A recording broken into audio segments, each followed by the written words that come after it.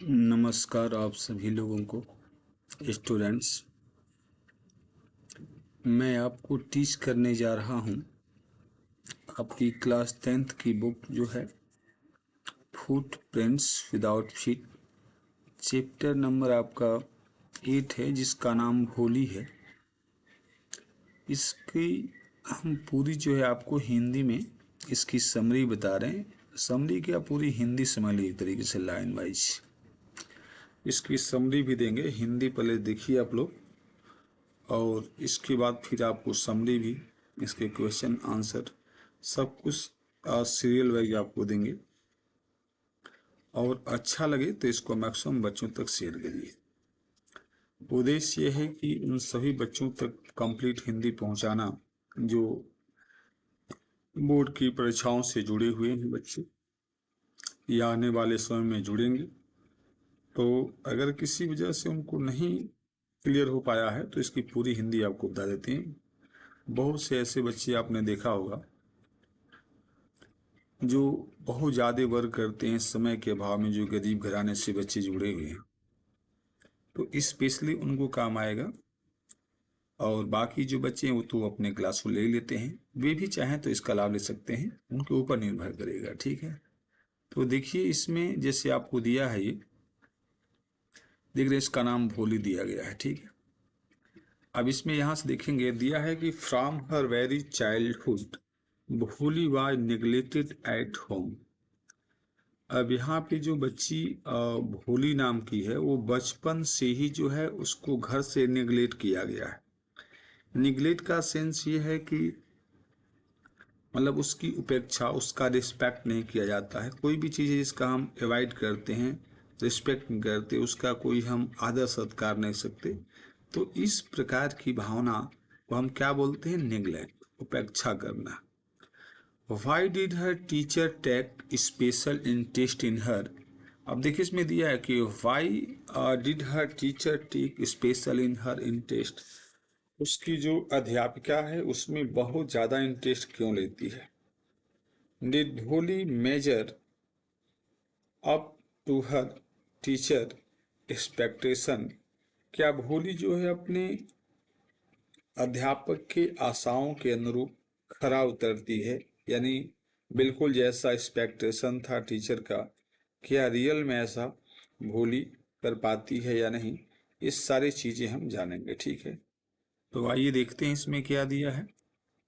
अब देखिए यहाँ से कंप्लीट आपको स्टोरी मिलती चली जाएगी, ध्यान से देखिएगा। अब जैसे दिया कि हर नेम वाज सुलेखा, उस बच्ची का नाम सुलेखा था। But in since her childhood everyone had been calling her भोली।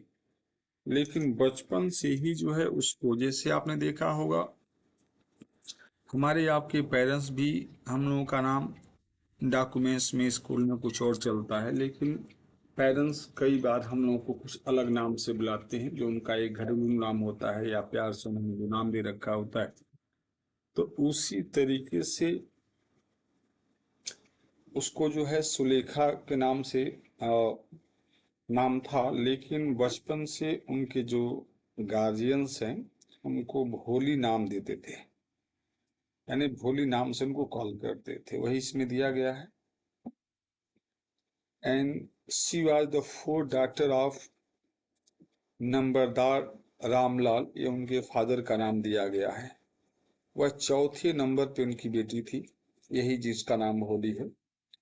पैंसी वाज 10 मंथ ओल्ड, जब वह केवल 10 साल की थी, सॉरी केवल 10 महीने की थी। She had fallen off to the cart, her head, and perhaps it had damaged some part of her brain. केवल वह 10 महीने की थी तभी जो है, वह काट बोलते हैं चरपाई को, ये जो वर्ड आप देख रहे हैं ना काट, तो ये है आपका। तो वह केवल 10 साल की थी तभी जो है वह चरपाई से गिर गई और उसके दिमाग में चोट लग गई, और इस वजह से उसका जो ब्रेन है, उसका दिमाग है, उसका कुछ पार्ट डैमेज हो गया। दैट्स वाई, इसलिए she remain a backward child and came to known as a Bholi the simple. और इस वजह से उसका जो दिमाग डैमेज हो गया गिरने की वजह से, वह पिछड़ गई अन्य बच्चों की अपेक्षा, यानी उतना डेवलप नहीं हो पाया। अब आप समझ सकते हैं अगर दिमाग काम नहीं करेगा तो हमारा विकास पूरी तरीके से संभव नहीं। यही कारण था कि वह बच्ची जो है पीछे रह गई और इस वजह से उसको भोली के नाम से जाना जाने लगा, भोली के नाम से फेमस हुई। टू बी नोन जो दिया गया है ना, जाना जाता है, वह भोली के नाम से जाना जाता है, राइट। और ये जो वर्ड आप देख रहे हैं सिंपल्टन जो दिया गया है, वर्ड क्या लिखा है सिंपल्टन, ये आप जो देख रहे हैं इसको हम आपको बताते हैं। इसका मीनिंग आपका होता है सिंपल्टन का क्वाइट सिंपल। क्वाइट सिंपल का मतलब पूरी तरीके से साधारण, यानी सीधा साधा, यानी हम उसको दूसरे वर्डों में भोला भाला कह सकते हैं, बच्ची है तो भोली कह सकते हैं। तो इस तरीके की इसमें जो है आपका मीनिंग दिया गया। आइए हम आपको अब ध्यान से देखिएगा, इंग्लिश तो आप पढ़ ही लेते हैं, इसके हम हिंदी जो है सीधे बताने जा रहे हैं लाइन वाइज, ध्यान से देखिएगा। इसे दिया है कि एट बर्थ, ये देख रहे हैं हम ना, एट बर्थ स्टेंजाज में आपको बता रहा हूँ, ध्यान से देखिएगा।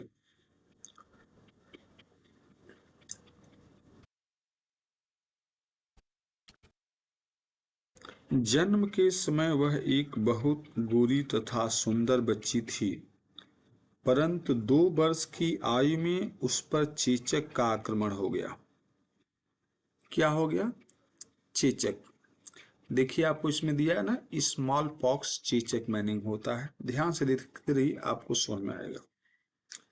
सिर्फ उसकी आंखें ही सुरक्षित थीं, पर उसका शरीर अस्थायी रूप से गहरे काले चेचक के दागों से कुरूप हो गया।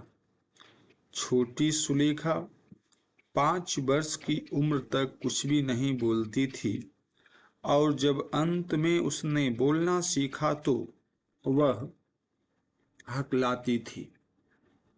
दूसरे बच्चे प्रायः उसकी खिल्ली उड़ाते तथा उसकी नकल किया करते थे।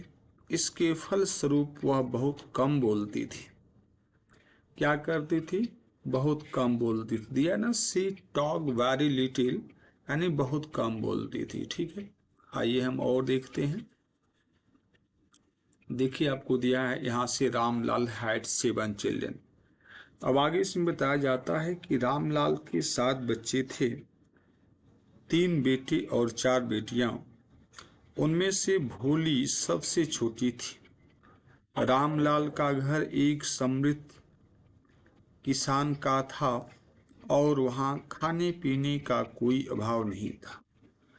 उसके सभी बच्चे भोली के अतिरिक्त स्वस्थ और पुष्ट थे। बेटों को पढ़ने के लिए शहर के स्कूल और फिर कॉलेज में भेजा गया था।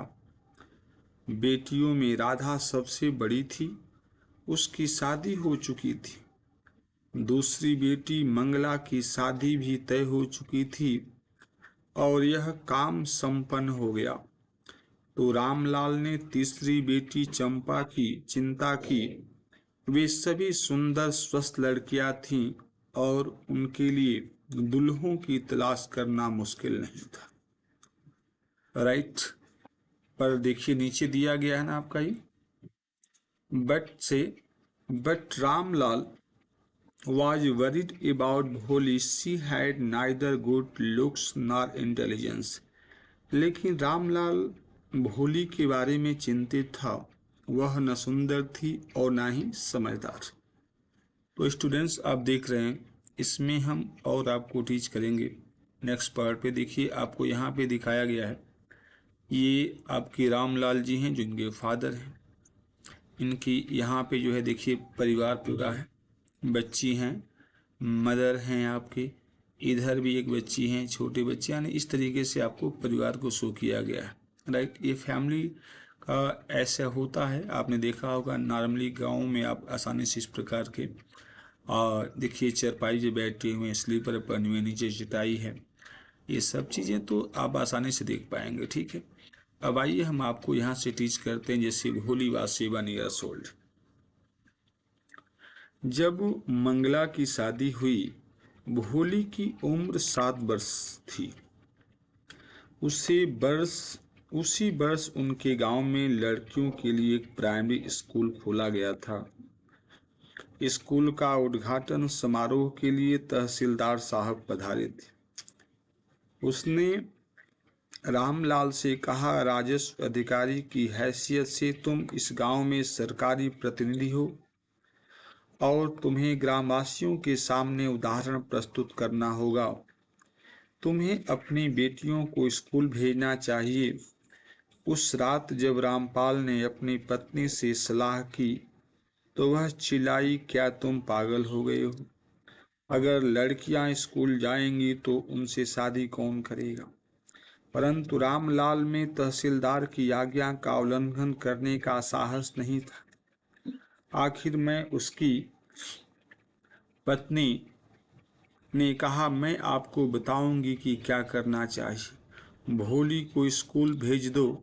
जैसा कि स्पष्ट है, उसकी शादी होने का अवसर नहीं है, क्योंकि उसका चेहरा भद्दा और उसमें समझ की कमी है।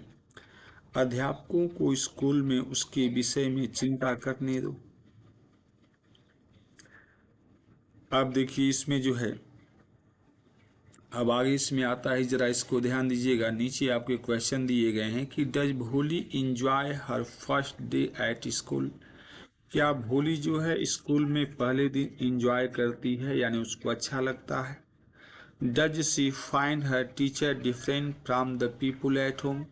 क्या वह स्कूल में जो अध्यापक हैं वह उसके घर में जो फैमिली मेंबर में लोग हैं, क्या उनको वह डिफरेंट पाती है? ये सारे सवाल जो है आप देख रहे हैं। अब देखिए इसमें क्या होता है। इसमें बताया जाता है कि अगले दिन रामलाल ने भोली का हाथ पकड़ा तथा बोले, मेरे साथ आओ, मैं तुम्हें स्कूल ले चलूंगा। भोली डर गई। वह नहीं जानती थी कि स्कूल क्या बला है, यानी क्या चीज है। उससे याद आया कि कुछ दिन पहले उनकी बूढ़ी गाय लक्ष्मी को घर से बाहर निकाल दिया गया था, उसे बेच दिया गया था।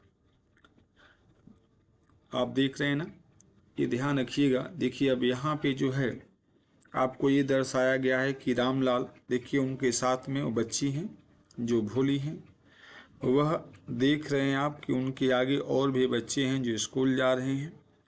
वह भी जो है रामनाथ जो है, जैसा कि तहसीलदार ने इनको गाइड किया था कि बच्चों को स्कूल भेजना चाहिए, तो यह उनके आदेशों का पालन करते हुए आप देख रहे हैं कि ये ले करके जा रहे हैं कहाँ पर, स्कूल।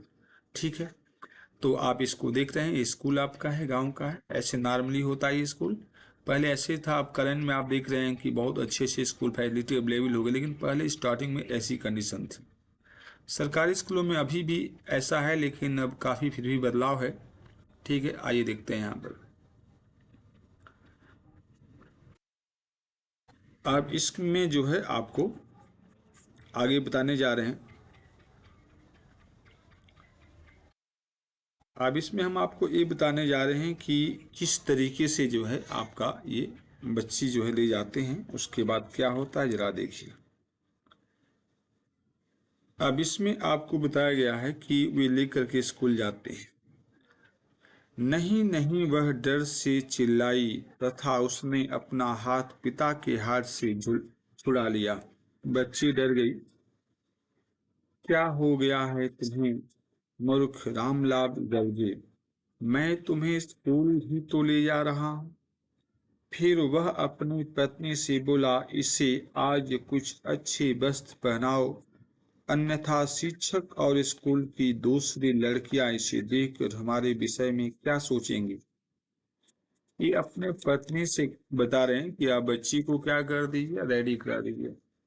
आपने देखा होगा बच्चों को जब हम स्कूल ले जाते हैं तो उसको मेंटेन करते हैं, उसको बच्चे को आबाद कराना, कपड़े मेंटेन कराना, रेडी करना, नाश्ता, सारी व्यवस्था करके, बैग, ये कॉपी पेंसिल सारी चीजें व्यवस्था करके फिर चलते हैं। तो आइए देखिए इसमें और क्या होता है, जरा ध्यान दीजिएगा। अब देखिए इसमें दिया है न्यू क्लास, राइट। भोली के लिए कभी भी नए वस्त्र नहीं सिलाए गए थे।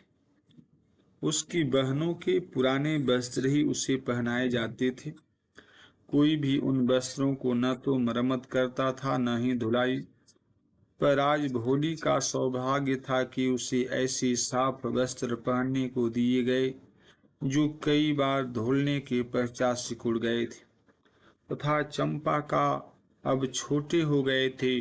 भोली को नहलाया गया, उसके साथ उल्टे बालों में तेल लगाया गया। तब उससे भरोसा हो गया कि उसे अपने घर से श्रेष्ठ किसी दूसरे स्थान पर ले जाया जा रहा है। यानी उसको ऐसा लग रहा था कि हमें कहीं और ले जाया जा रहा है दूसरे यहाँ। अब देखिएगा, जब वे स्कूल पहुंचे, बच्चे कक्षाओं में पहले से बैठे थे।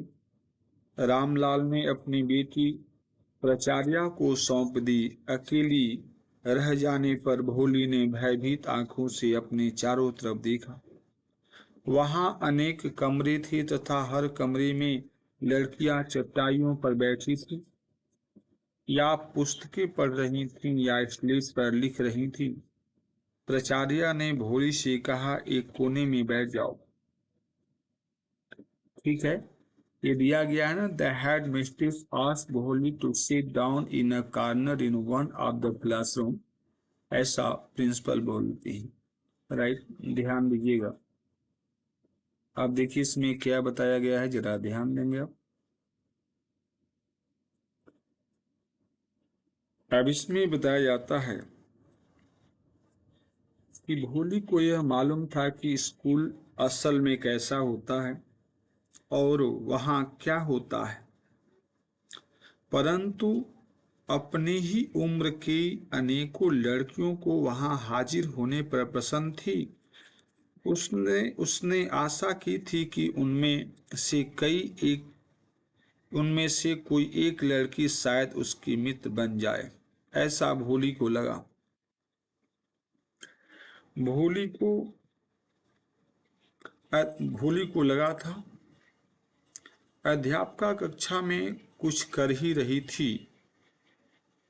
अध्यापिका कक्षा में कुछ कर रही थी, परंतु भोली को कुछ भी समझ में नहीं आया।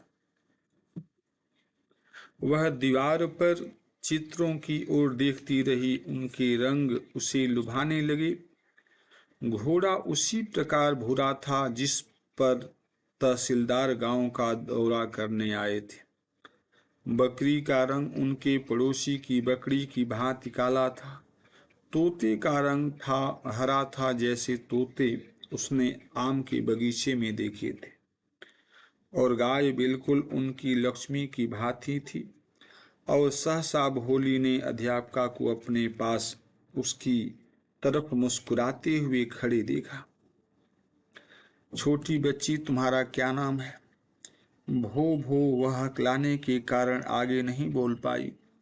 फिर उसने रोना आरंभ कर दिया और उसकी आंखों से आंसुओं की बाढ़ निकल आई। अपना सिर नीचे झुकाए वह कोने में बैठी रही। दूसरी लड़कियों की तरफ देखने का उसका साहस नहीं हुआ। वह जानती थी कि वे अब भी उस पर हंस रही थी। तो आप ये देख सकते हैं, ऑल आर लाफिंग। अब यहाँ पे देखेंगे आप, ठीक है, हंस रही थी। आप ध्यान से देखिएगा। जब स्कूल की घंटी बजी तो सभी लड़कियां जल्दी से क्लास से बाहर निकल गईं, पर भोली का कमरे के कोने से उठने का साहस नहीं हुआ।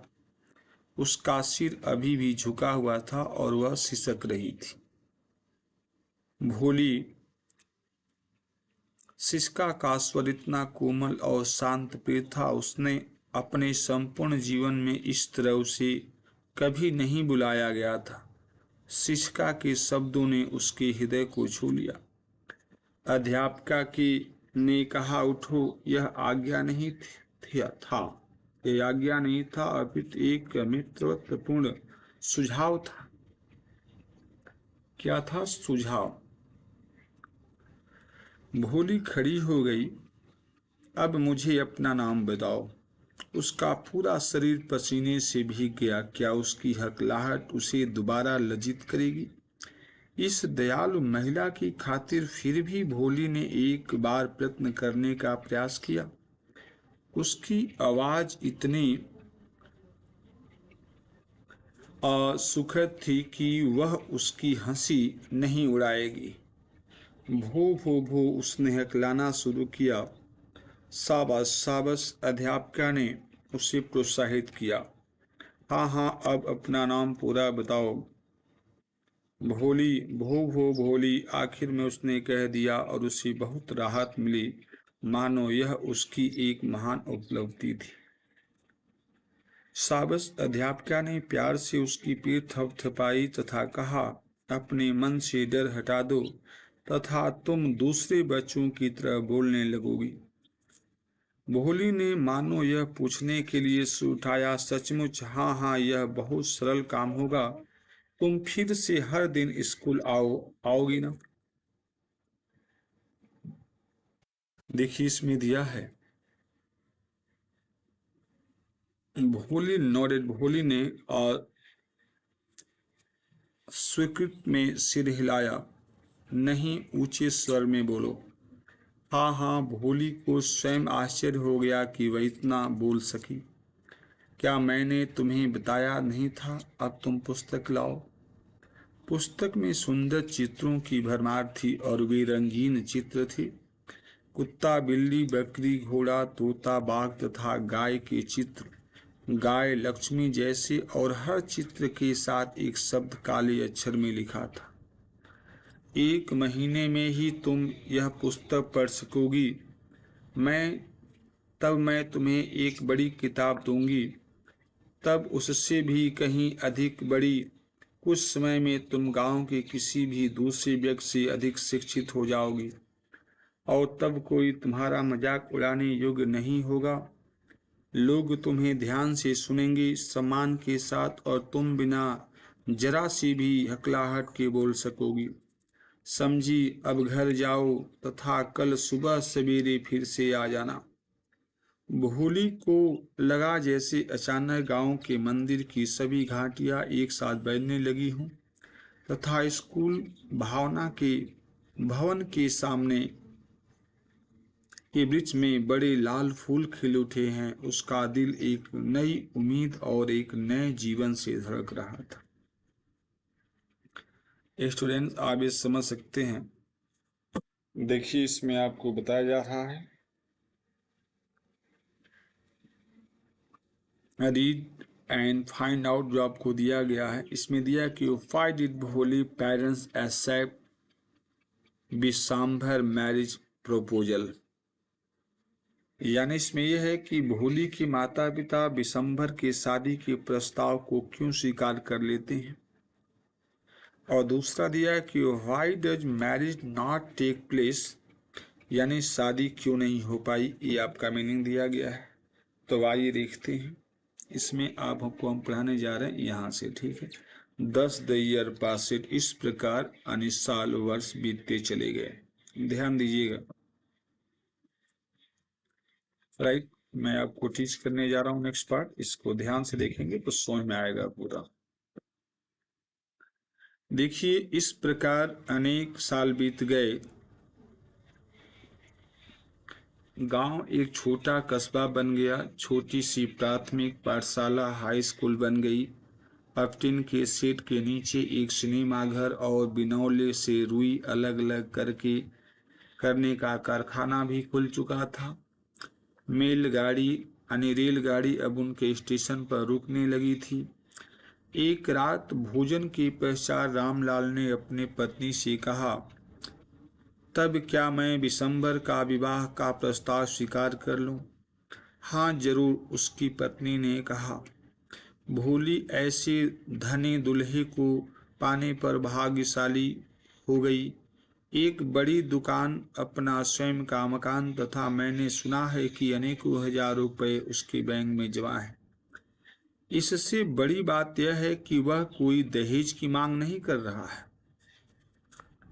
यह ठीक है पर वह इतना जवान नहीं है, तुम जानती हो। वह लगभग मेरी उम्र का है और वह लंगड़ा भी है। इसके अलावा उसकी पहली पत्नी की बच्ची बहुत बड़ी हो चुकी।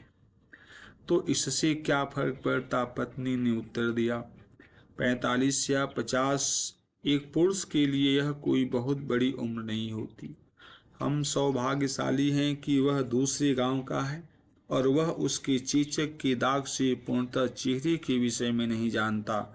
अगर हम इस प्रस्ताव को स्वीकार नहीं करेंगे तो वह आजीवन ही कुंवारी रह जाएगी। देखिए इसमें क्या आपको बताया जा रहा है, ध्यान दीजिएगा। अब इसके आगे इसमें बताया जाता है,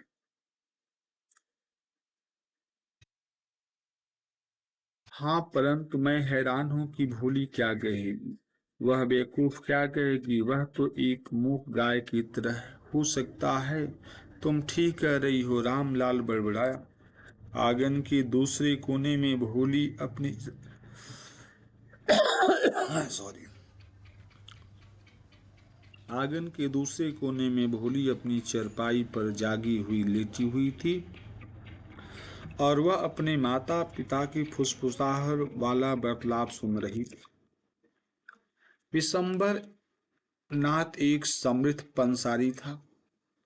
वह दोस्तों और रिश्तेदारों की एक बड़ी पार्टी को अपने साथ लेकर विवाह के लिए आया। ये ध्यान दीजिएगा,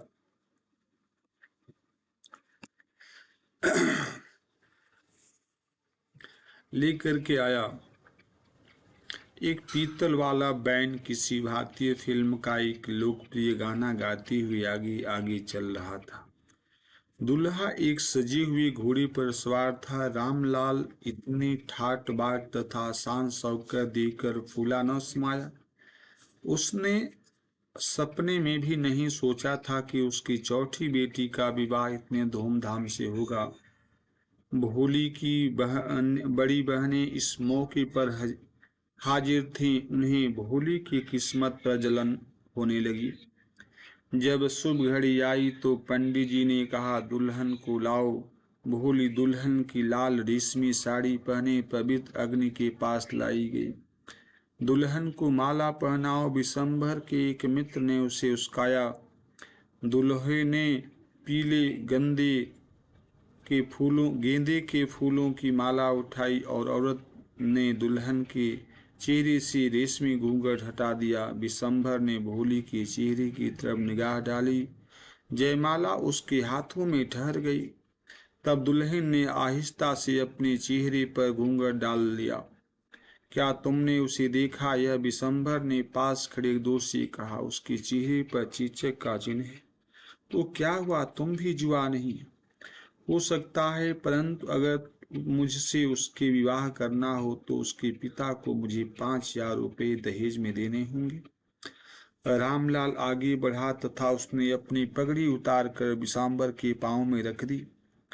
मुझे इस तरह लज्जित मत करो, 2,000 रुपये ले लो। अब देखिएगा इसमें दिया गया है, ले लो।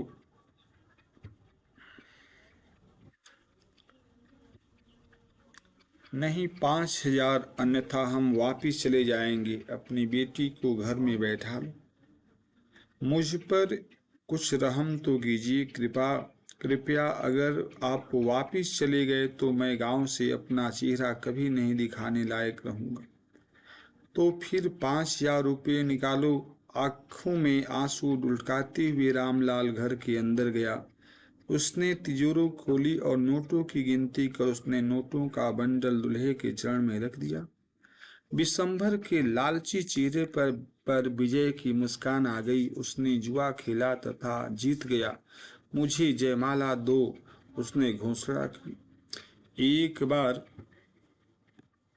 ये ध्यान दीजिएगा, एक बार दोबारा दुल्हन के चेहरे पर दुल्हन के चेहरे पर घूंघट हटाया गया, परंतु इस बार उसकी दृष्टि नीचे झुकी हुई नहीं थी। वह ऊपर की तरफ सीधी अपने होने वाले पति की तरफ देख रही थी और उसकी आंखों में कोई क्रोध अथवा घृणा नहीं थी, सिर्फ ठंडी नफरत थी। विशंबर ने दुल्हन के गले में जयमाला डालनी चाहिए, परंतु वह जयमाला डाल पाता उससे पूर्व ही भोली का हाथ बिजली की लकीर की भांति आगे बढ़ा तथा उसने जयमाला आग में गिरा दी। वह उठ खड़ी हुई और अपना घूंघट उतार फेंका। पिताजी, भोली ने साफ आवाज में कहा तथा उसके पिता, माँ, बहनें, भाई, रिश्तेदार और पड़ोसी उसे बिना किसी हिचक के बोलते हुए देखकर चौंक गए। पिताजी, अपना पैसा वापस ले लो, मैं इस व्यक्ति के साथ विवाह नहीं करूंगी। रामलाल दंग रह गया। मेहमानों में फुसफुसाहट आरंभ हो गई। इतनी बेशर्म, इतनी क्रूर तथा इतनी बेशर्म। भोली, क्या तुम पागल हो गई हो? रामलाल चिल्लाया, तुम अपने परिवार को बेइज्जत करना चाहती हो? क्या तुम्हें हमारी इज्जत का कोई ख्याल नहीं? देखिए इसके बाद क्या होता है, यहाँ पे हंगामा होता है। मैरिज के दौरान आपकी इज्जत की खातिर भोली ने कहा, मैं इस लंगड़े बूढ़े आदमी से शादी करने के लिए तैयार हुई थी, परंतु मैं अपने पति के रूप में ऐसे नीच, लोभी और घृणित कायर व्यक्ति को स्वीकार नहीं करूंगी। मैं नहीं करूंगी। कितनी बेशर्म लड़की है। हम सब ने सोचा कि वह एक निर्दोष गूंगी गाय है। भोली उस बूढ़ी औरत की तरफ तेजी से मुड़ी। जी हाँ चाची जी, आप ठीक कहती हैं। आप सबने सोचा था कि मैं बेजुबान गाय हूँ, इसी वजह से आप मुझे इस कठोर दिल जीव को सौंप देना चाहती थी। पर अब गूंगी गाय जो हलकलाती हुई मूर्ख थी बोल रही है। क्या आप कुछ और सुनना चाहते हैं? विशंबर नाथ पंसारी अपनी पार्टी के साथ वापिस जाने लगा। विचलित बैंड वालों ने सोचा कि अब विवाह पूरा हो गया, इसलिए उन्होंने इस विवाह समापन वाला गीत बजाना आरंभ कर दिया। रामलाल जैसे जमीन पे गड़ गया था, उसका सिर दुख तथा शर्म से नीचे झुका हुआ था। पवित्र अग्नि की लौ धीरे धीरे बुझ गई। हर एक व्यक्ति जा चुका था। रामलाल भोली की तरह मुड़ा और उसने पूछा, किंतु तुम्हारा क्या होगा? अब कोई भी तुमसे शादी नहीं करेगा, हम तुम्हारा क्या करेंगे? देखिए इस तरह की बातें चलती है भोली के सामने। अब सुलेखा ने शांत तथा स्थिर स्वर में कहा, आप चिंता न करें पिताजी, आपके बुढ़ापे में मैं आपकी तथा माँ की सेवा करूंगी और उसी स्कूल में पढ़ाऊंगी जहां मैंने इतना सीखा है। क्या यह ठीक रहेगा मैडम? स्टूडेंट्स, आपको हम ये बताने जा रहे हैं। अध्यापिका इस दौरान एक कोने में खड़ी इस पूरे नाटक को देख रही थी। उसने उत्तर दिया, हाँ क्यों नहीं भोली, और उसकी मुस्कान में गहरे संतोष का प्रकाश था, जैसा एक कलाकार महसूस करता है जब वह अपनी सर्वोत्तम कृत्य को पूर्ण होते हुए देखता है। तो स्टूडेंट्स, ये आपका रहा इस लेसन का कंप्लीट हिंदी। मैं आशा करता हूँ कि आपको समझ में आया हो और किसी भी तरीके की प्रॉब्लम महसूस नहीं करेंगे। नीचे आपका जो है देखिए वर्ड्स मीनिंग दिया गया है और आप इसको अपडेट रखेंगे, इसमें कोई भी दिक्कत आपके लिए आएगी, ठीक है। और इसको 1 से 2 बार अगर रिवाइज कर लेते हैं तो इसमें काफ़ी कुछ सीखने को आपको मिलेगा और आगे बढ़ जाएंगे आप, ठीक है। ये मैक्सिमम बच्चों तक शेयर करिएगा और इस तरीके से आप जो है इसमें बहुत कुछ। बहुत बहुत धन्यवाद आपके लिए। Thank you.